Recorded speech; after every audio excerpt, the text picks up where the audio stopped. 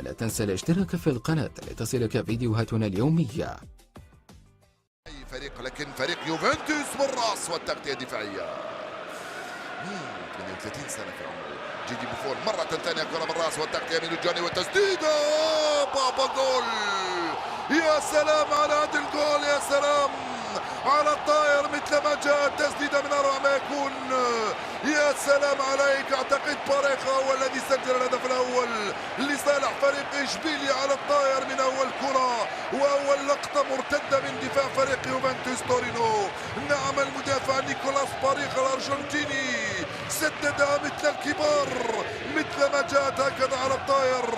المرة الاولى رجع الدفاع والثانية ايضا رجعها الدفاع. وضربة الجزاء، فرصة تعديل النتيجة لليوفي. بابا جول.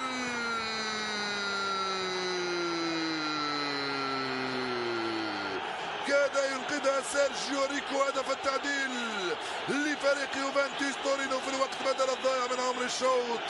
اشبيليا كانت تتمنى ان تنهي الشوط بهدف مقابل 0 لانها تلعب ب10 لاعبين، لكن الحكم قال لهم لا، وماركيزيو اكد ذلك وقال لا، وسجل هدف التعديل لصالح يوفنتوس تورينو وسط احتجاجات كبيره من جماهير فريق اشبيليا. الفر ضربه جزاء وسط دربكه وعدد كبير جدا من اللاعبين داخل منطقة العمليات.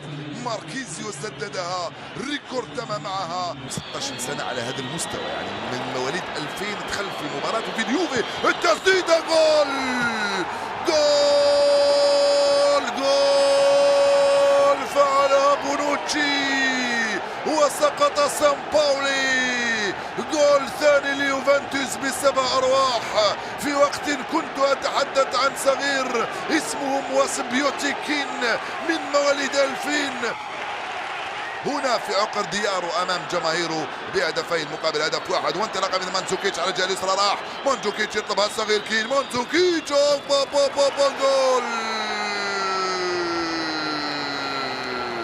الكرواتي ماريو مانجوكيتش يسجل أول أهدافه في دوري الأبطال. استلم، تريث، توغل، سدد وسجل جول. لا تنسى الاشتراك في القناة لتصلك فيديوهاتنا اليومية.